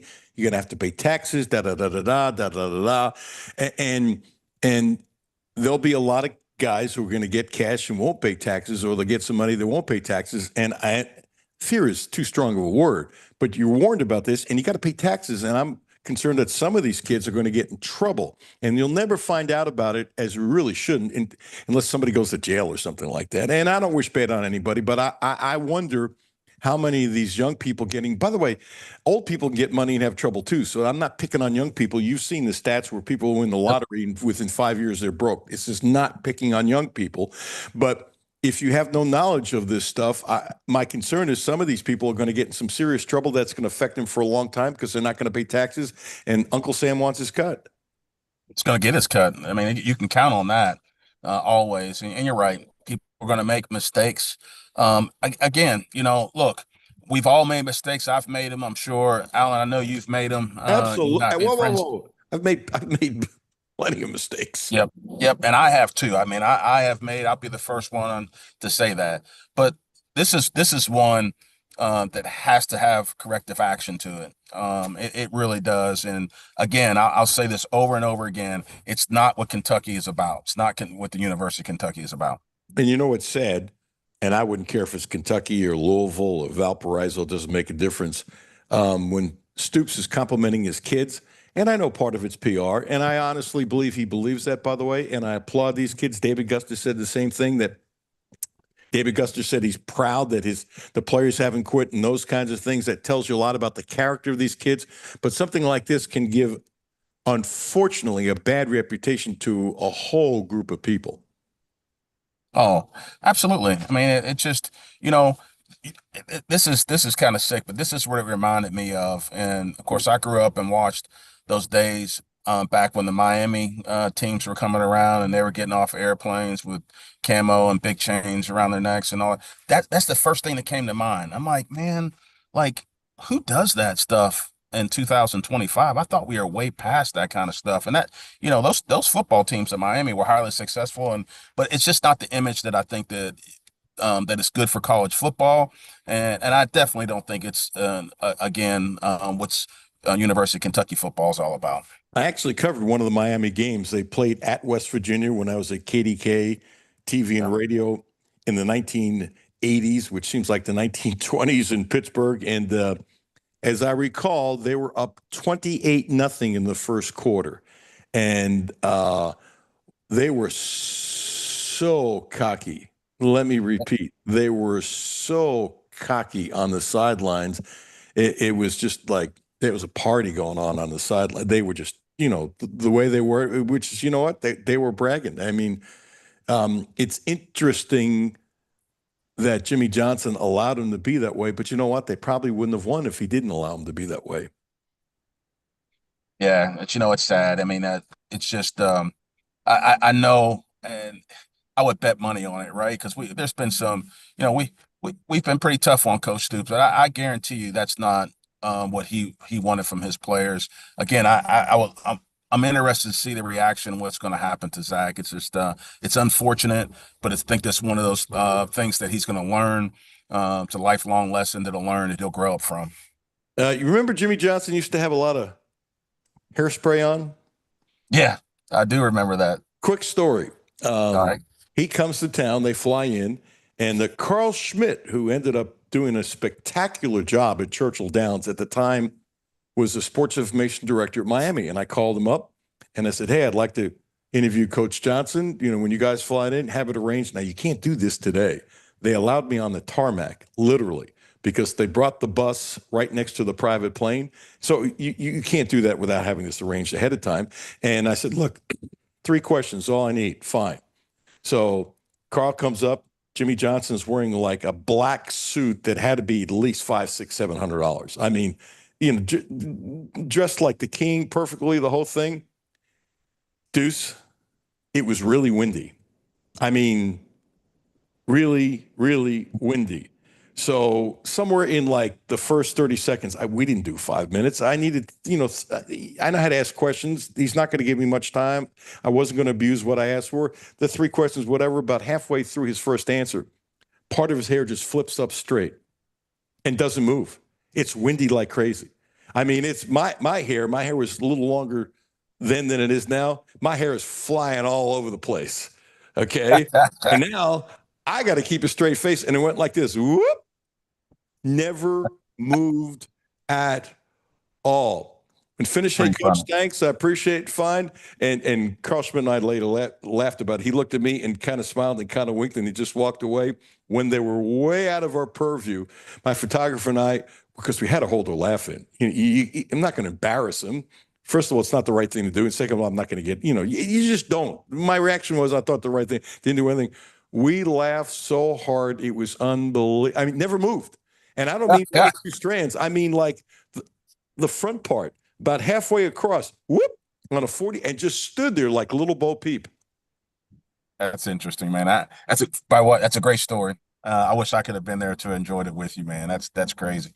I thought you were going to say you wish you had the hair that would with the hair. I need it, man. I need some of your hair. You shaved, by the way, man. I saw that earlier this week. You posted it, and I said, look at my guy. He shaved his beard, and your hair still looks great though. It's coming back. I shave every 6 months before going to the skin doctor. Okay, I got you. In other words, and I was lucky this time. Nothing had to be frozen, cut out, whatever. And the reason why I put it on Facebook, not to say I have hair, not hair, but I like to say, hey, get checked, yes. get checked. So this is like the first time in years nothing was frozen or anything out like that. So to me, that's like lucky and blessed, and I can grow it back. And my doctor tells me, hey, you don't have to shave. I can see it. I can figure it out. And I like my doctor a lot, but anybody can make a mistake. So I want it to be easy to be checked out. I had one spot that had to be taken out that was actually underneath my mustache about a year ago. And even he said, that's crazy. How long have you had a mustache? I said, man, basically my adult life outside a couple of short. He goes, that's unusual. So I want him to be able to see it. So I'll shave 6 months from now. Good for you, man, and good for you for checking up, man. I think it's important as health. I'm serious. I take that very serious. So Yes. I'm happy that you didn't have to have anything frozen off, and that's fantastic. Well, and the other part of the story is my best friend has had skin cancer really seriously. We were worried about losing him about 15 years ago. And he's had all kinds of things. He's had surgery, this, that, and the other. But he's got a great attitude and he's doing fine considering everything. Should I tell you a mean thing I did? Should I say this on radio? I can't hear you. Of course. Yeah, I said, of course you should. It's a true story. So we had a pizza place growing up with kids that we really liked. And so I called his wife and said, hey, look, because we were scared. I said, I'm flying in this weekend. Oh, great, Bobby'd love to see you. I said, Joel and I will come in. We'll spend a couple minutes, hang out with Bobby. That would be great. Don't tell Bobby. Fine. Ring the doorbell. She opens up the door, and I have a pizza pie from our favorite place. This is going back to 8th grade. The place is still there. We love this pizza, the whole thing. Well, he's really happy to see me, except there's a problem. He's living on liquids because of his throat. He can't chew anything at all. And so then I sit down, the hugs and stuff like that, and I take out a piece and I put it right underneath his nose. His wife was about to destroy me. Oh, I bet. This is so good. And then I take a big bite and, sloppy bite, whatever. And she's literally, she, I think, listens sometimes. Literally about to destroy. My brother is cracking up like crazy. Then Bobby started cracking up and laughing as soon as he laughed, she then thought it was a great idea. But I want to tell you, she wanted to literally destroy me. And then I sat there and the three of us ate the whole pie, and Bobby was good at it, and he was drinking Ensure. And as I'm leaving, she said that's the first time he has laughed since, the surgeries and stuff like that. And we stayed for a few hours and he was getting tired. And I just flew in to see him. When your best friend is down and out, you got to do it. But even my brother said, you're going to do what? I said, yep, I'm going to hold it up. And then he opened up the box because the aroma is really, really, really good. Man, I can see you doing that. Number one, you are who you are, man, and that's why I love you. And you would do that if it was me. You would do that, and I would so respect it and love it. That would make me happy. Oh, that would make me smile. It made him happy too. It was really, really good. He's cold, bottled up. He's got all these blankets on him. It wasn't you understand? It just wasn't a good deal. So, right. No. But you got to have some fun. So I don't know why I got off of that from Jimmy Johnson to that. Okay. I don't know. I never know where I'm going, and I'm good with that. So let's refurbish this to make sure everybody understands. You say Florida is going to lose to Kentucky tomorrow, correct? I would stand by that. I think that Kentucky wins tomorrow, and this might be crazy. If they do, I think they have a shot to run the table. Well, they run the table. They're going to bowl games, and I don't think he'll get a lifetime contract, but he'll be just fine for next year. And two, you would suspend. That's what you said. You would not kick him off the team, but you would suspend Zach Calzada for what he did, flashing all those $100 bills and picking on and making fun of the guy who picked on him. He didn't start it. So, that's really important. He didn't start it, but he did participate on social media, which you can't do, and you would suspend him. You'll be in street clothes tomorrow. And I'm going to be interested to see how it's handled. I am too. I think everybody is. And you know what? I was going to watch ESPN tomorrow morning to see what they do. Oh, I don't have ESPN because of YouTube. I'm in that boat. I'm so over that. I found a way to watch the game last weekend, through YouTube. But man, I'm disappointed of that whole partnership and what's going on there. I watched it on YouTube too. But I tell you what, I can't take a chance Tuesday night, because I'm not going to the Kentucky-Louisville game, and I have to watch it. And if I have to fork up the money to buy ESPN, I'm going to do it. Yep. I don't have a choice. Nope, you don't. Because if it's not on YouTube, it probably will be. But if it's not on YouTube, I'm screwed. Big time. Another great game. Can't wait for Tuesday. I'm excited. And I don't know if you heard, Louisville was chanting beat UK at the end of the game last night, like UK has done it. To me, that's exactly what the rivalry should be. Let them say beat UK. Let Kentucky fans say beat Beat Louisville. It's great. Hey, I think great for the state. yes, bless your brother. I think the world of you. You've been a dear friend, and it's always a joy talking to you. Great talking to you, man. Thanks for having me on. Take care. Hey. Have a great weekend. Say hi to your dad. I will. I definitely will, man. I'll let him know. Okay, man. See you. Take care. Terrence See you. Williams, former big-time linebacker at the University of Kentucky, been friends for a long, long time. And I'm not going to tell the whole story again because I've told it before, but when I was at KDK in Pittsburgh, I gave out an award called the Extra Effort Award, and you had to be a good student, good athlete, but good student. And I got flown in a helicopter doing the stories, and I gave it to a young man I didn't know, but the letter was really good. We checked it out, gave it to a young man named Deuce Williams. And the following year, he's at the University of Kentucky. And the following year, guess what? I'm back in Lexington. One of those crazy stories that we have an attachment that I think is definitely special. Terry Page, Terry Page, a great licensed massage therapist, a healer. 859-373-0578, 859-373-0578 in Butler, Kentucky, Monday and Tuesday. So we got folks listening in the Cincinnati area. Check her out. And in Lexington on Thursday and Friday. On Thursday and Friday, and she's moved to I was there yesterday. It's easy to find. 2035 Regency Road, Suite 3. And over it says both. There's threes on both sides of the building. Her building, her door says Balanced Being. Balanced Being, suite number 3, 2035 Regency Road. Text her to get an appointment. She's spectacular. Coming up next, Van Hiles. Van. Alan Cutler, 1300 AM, 92.5 FM. Filter Radio with Alan Cutler, brought to you by Quantrell Auto Group. QuantrellForLife.com. Hi, this is Alan Cutler. Have a no filter comment? Hit the text line, 859-381-1313, 859-381-1313.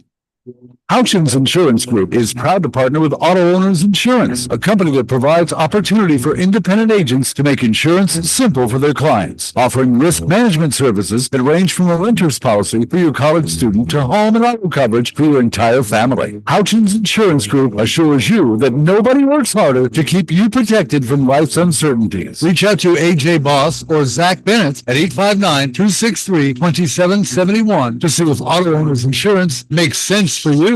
Hi, this is Alan Cutler. The Quantrell Auto Group has a great deal for this month. Subaru. The Outback is special, so check this out. 0%. That's right, 0% interest for 36 months. And if you want to spread it out to 72 months, 1.9%. What a deal. 0% interest for 36 months. Don't forget, the Quantrell family of dealerships is the right place to get your next Subaru, and they promise you the best in sales, service, and no gimmicks. My name is Terry Schultz, CEO for the Rutherford County Area Habitat for Humanity. Republic Bank has really been a game changer. They have invested not only financially, but time to really listen so that we can move our mission forward. What I like about Republic Bank is they've come in asking, what are your needs? And I don't know that you get that any other place. That's Terry's story. Now let's get to work on yours. Republic Bank, time to thrive. Member FDIC. This is Brent Clark with my daughter, Carlisle. We want to help you get ready for the holidays. So if you are just headed around the block or far away, stop in, gas up, and get some yummy treats for the car. Check out our holiday specials, including Mentos or Trident 5 bottle pack gum for $3.99, or Uncle Ray's potato chips 3-ounce bags for $1.99. So no matter where your holiday travels take you, stop in any Clark's Pump and Shop and get stocked up on holiday candy. And thank you for being a customer. Clark's Pump and Shop. Return, refresh, refuel. Back to No Filter Radio with Alan Cutler. Podcasts on Apple, Spotify, and Google, Monday through Friday. Welcome back. Alan Cutler, 1300 AM, 92.5 FM. Get to Van Hiles in a second, but I just got a message and a picture from Joel Childers, who's a friend of the show, and he makes these beautiful, made one for me. He's made one for a lot of people. It's not just me.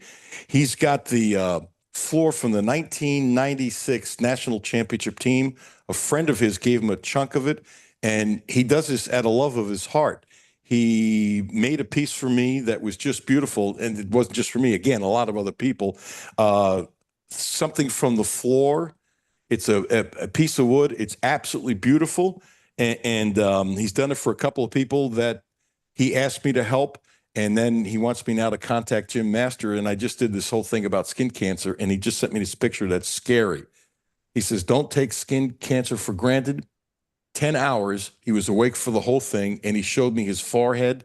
And it's a huge chunk of his forehead that they had to take a skin graft for. 10 hours, he was awake for the whole thing. So the reason why I exposed myself last week about, the beard and shaving the beard just to make sure they could see everything was because, and I've done this before, is to please get checked up.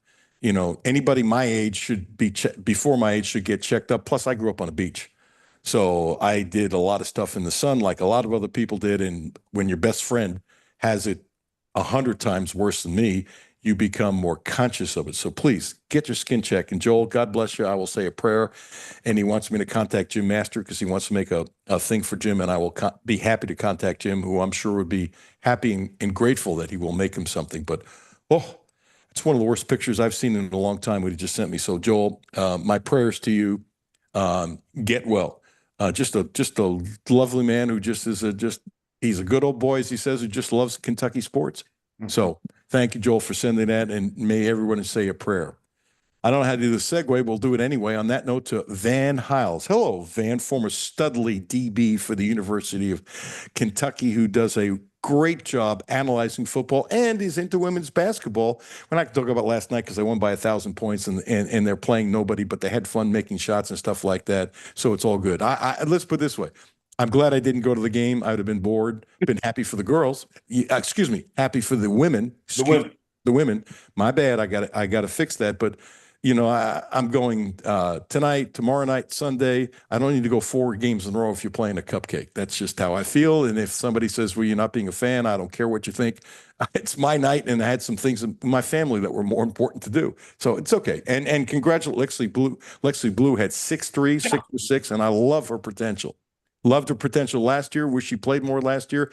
And it was so lopsided. And I thought this is really cool. Gabby got in. Gabby Brooks, coach's daughter. She hit 2 threes, which is really cool. And what I liked was the reaction from the bench going crazy when Gabby hit shots. You always love that. That tells you a lot about, do your teammates really like you? And Kenny Brooks has said that she was kind of the buffer in the locker room. That, she's his daughter, but she doesn't. She keeps things separate, and there were times that other players on the team would go to her, hey, your dad's doing this. What does this mean? Which makes sense, especially in the first year when you're taking over a program with all those new players. So, I've never talked to Gabby Brooks, but I was happy for her. And happy that they won, but I'm just glad I didn't spend 3 hours going down there. I'm going to go to a ton of games. I don't like cupcake games. Anyway, Van, whatever threw your boat, you got to comment on that, and then you know what I'm going to ask you. Yeah, I was elated for Lexi Blue. That was the player last year that I thought would make a more of a, not an immediate impact, but would be more of an impact last year. And to see her confidence just blossom during that game was awesome. This team is going to be a problem. This team has something that I've been preaching this for forever. We have never had SEC height. We have SEC height. And that's a big difference. Yes, and I always amazed as good of a job as Matthew Mitchell did. He never got height, and especially when they fixed their practice facilities to be equal of the men. When that first opened up, the Joe Kraft Center, I went on there and said, boy, now I can see Kentucky definitely, taking that next step up. And they were in that second tier, and getting to the second tier was very, very important. But even still, it's a different world when it comes to that. And he never could get what I call tall timber, men or women, to come here. And oh my, has Coach Brooks done that? Okay, so here's the deal. And by the way, I said many times last year, I wish Lexi Blue played more. I wish he played more, getting through stuff to get more comfortable. I know there was a game, they were lopsided, they were winning. She came in with like 6 or 4 minutes to go in the half, and Kentucky had a really nice lead. And I said to myself, she's definitely going to, I think it was 6 minutes. And if I'm wrong, I apologize, but I'm going on my memory, 6 minutes and 30 seconds, something like that, whatever. And I'm going, oh, she's definitely going to play the rest of the half. They're up by a lot. It's a great time to get her feel comfortable. And he took her out again after about 3 minutes. Now, what I don't know, maybe she made a defensive mistake or something like that. But you know what? That's the time you let somebody play through it. And he didn't. Yeah, that's man. I don't want us to go off on a tangent, but that is something in life that until you're a coach, you don't really understand the backstory to a lot of stuff or why things happen. We can surmise of things why it happened, but you don't know until you are in that building and making decisions. I can say this, Mr. Cutler, in high school right now, our head coach had to make a couple tough decisions this year that I'm glad I didn't have to make. And if people on the outside would have understood why he had to make those decisions, they'd be like, oh, but I bet you there were a lot of people wondering why things happen a certain way in the game without the inside information. And sometimes you like this, you cannot discipline all kids the same way. It's virtually impossible because there are variables into why kids behave and their actions are a certain way. And I know I'm saying this because I know what you're about to ask me, and I'm probably gonna be the one on the outside looking in, and people are gonna be like, "What is this guy talking about?" Okay, Zach Calzada. And the truth is, I keep on saying this. I've been chopped on. Okay, and have I always handled it right? No. And I'm an adult, and I've had a lot of experience. I've gotten really good at it, but I've had a lot of experience, and I've made mistakes. Period. I'm not holier than thou or anything like that. But when you, and the kid's name is Garrett, and he called actually KSR, and he chopped at Calzada, and Calzada went crazy on him on social media, flashing $100 bills. Some people saying it's $10,000. I think Jimmy said he saw it on AI or something. They thought it was $10,000, $100 bills. And it's a bad look. It's a bad look. And if you don't do anything, suppose some of the kids on the team say, well, I'll flash my money next week. You can't have that. You can't have it. Would you suspend him as Deuce Williams said he would? Or would you cut him from the team? Well, cutting is, here's the thing about suspension. Is not all suspension are equal. There will have to be something to be dealt with. Here's my issue, Mr. Cutler, with today's kids and dealing with them in high school even, is this. This is my problem with this, and this is why I hate it.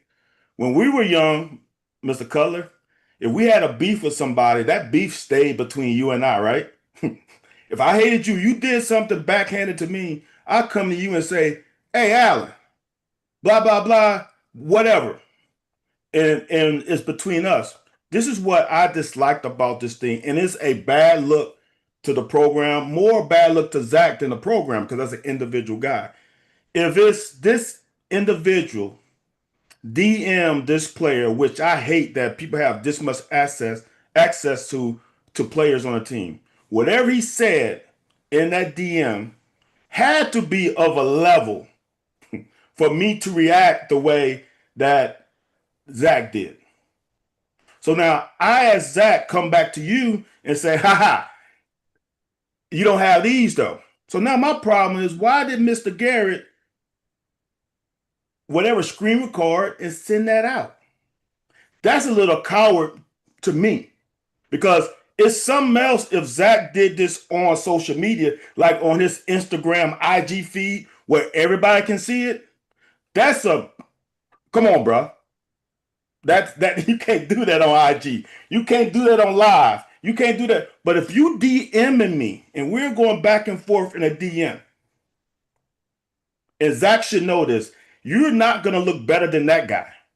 You are the football player. But come on, whoever that guy is, you really going to make something out of this and publicize this to the masses when it was just a conversation between you and I. You came to my DM first.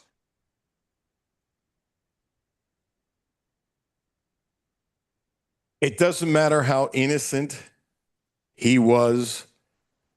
I think these kids are smart enough to know he let his emotions get the best of him. Exactly. And again, I've been guilty of that too. You can't send anything out. Let me tell you, there are times that people I trust that I won't even say, I'm not even putting this in a text.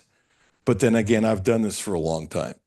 Now, I don't think a lot of people who don't do a lot of social media get that, because there are certain things I won't put in text. And I'll say to the person who's a friend, I don't know if that's ever happened with you and me. It's not that I wouldn't trust you, but you never know where something can go. Exactly. That's all. I mean, exactly. Actually, I do trust you. I consider us really good buddies, actually, the way this has worked out. And I appreciate your friendship a lot, actually. But you got to be careful. But here's the thing. You know that the football team's been told that, and not everyone listens when they're told. There's no way Stoops hasn't had people coming in. Yes. Yeah, but look, and this is the thing about it. He shouldn't have done it. It's stupid. You do not step to the level of the lowest man on the totem pole. You just don't. I don't care what happens, what they say, what they do. Here's the deal. I'm just coming from it from a guy who had a speech impediment problem when I was a little kid. Eventually, when people just tease you and tease you, tease you, tease you, and tease you, poke, poke, poke, poke, poke, eventually some kids snap. And like you said, I didn't see it because I don't want to see it. He snapped. And the thing about nowadays with kids, you know what kids do nowadays? Either they have big jewelry or they show off their money. That's the thing all kids do now, right? So it's immature. It shouldn't have happened.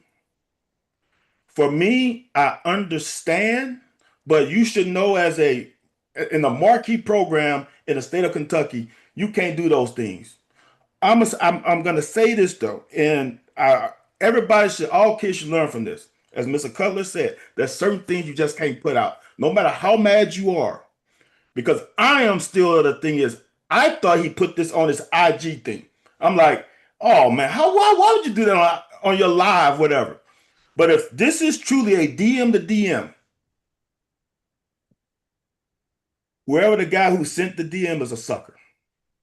That is when you initiated all this because you think you so big and bad, I'm gonna go in the player's DM and blah blah blah. That's wrong.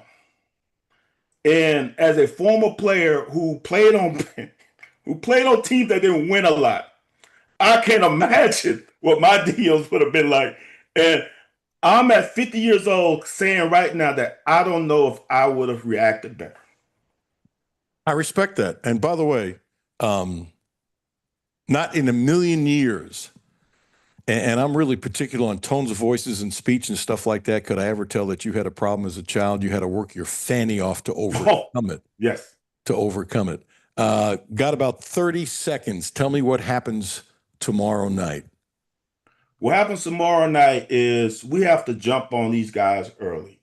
If we jump on this team early with an interim coach who lost, in my opinion, their Super Bowl last week, if they 4-4, if they beat Georgia and they're 4-4, they're a different team coming in Lexington this week. We have to pounce on them early. We pounce on them early. I see us winning by 10 points. If we don't, and we let them get some confidence and some mojo to get out of this cold weather, then it can be a long night. And if Kentucky wins, you have to applaud Stoops. And if Kentucky wins, it's not far-fetched to think after everything that's happened, they could go to a bowl game. If they win tomorrow, they beat Vandy. If they win tomorrow, I'm really confident that we go to Nashville and beat Vandy. And you're going to beat Tennessee Tech. I don't care that they scored 1 million points. And you want to know something? You got that much momentum. These kids will not forget what happened last year with Louisville. They win tomorrow. There's a shot they could win out. And I actually believe that. But I got to tell you, now, it's one thing if you lose 21-20 tomorrow, okay, and you can still keep your mojo together. But if you lose 28-7, I think the confidence in this team will fall apart. But that's me. Give me a 30-second answer because I got to go. All right, I'll say this. My 30 seconds is this. I want everyone to wish my wife a happy birthday. Her birthday is today. My life wouldn't be what it is today without her. So my last 30 seconds is dedicated to my wife. Happy birthday. You're a good man. You're a good man. Appreciate that. I don't even know your wife's first name. What's your wife's Tracy. Tracy. Happy birthday to you. Come on. Happy birthday to you. Happy birthday, dear Tracy. Happy birthday to you. Bless you, brother. Appreciate you, Mr. Allen. See you. Talk to you. Yeah, all right. Y'all have a good one. Van, you're the best. You're just the best. Jimmy, why didn't you sing with us? Well, I figured with two people in different locations and trying to get them their voices to match up, throwing a third one in there that could be a little bit off. Our voices were never going to match. It's the thought. It's the feeling. You two were great as a duel. As a duet, it was great. I didn't want to come in and ruin it. Really? Yeah, it was good. That's the biggest lie you have ever told me on this show. That is by far the biggest lie. And I tell you what's not a lie. I tell you it's the truth. Elliott Services. Check them out, 859-255-5788. 859-255-5788. Now they take care of you with their technicians that are non-commission based, and the employees own the company 100%. The success of the job is the success of the company. Residential heating and air conditioning, home generators, whatever it is, buying, selling, fixing, whatever, electrical handyman services, including outlet repairs, lighting upgrades, repairs, whatever in that category, EV charger and installation maintenance, which they took care of us, and it was perfect. Heating and air preventative maintenance, voice, data, Wi-Fi solutions, underground utilities, service and installation of heat pumps, whatever, gas, furnaces, doesn't make a difference. HVAC systems, electrical renovations and fix-ups, doesn't matter. Elliott Services does it. Call them, 859-255-5788. They are terrific. They have taken care of me. I appreciate them. It's a beautiful thing. Blue Lotus Health, 859-533-0914, 859-533-0914. Acupuncture, now also providing a licensed massage therapist. Ramon Carriega, really smart dude, special guy, become a really good friend. Blue Lotus Health, 859-533-0914 on Versailles Road. Have a great weekend. Kentucky will beat Florida. Count your blessings. Brad Taylor coming up next. Matthew and Jimmy at 10. I'll be back at noon on Monday. Thank you, Jimmy.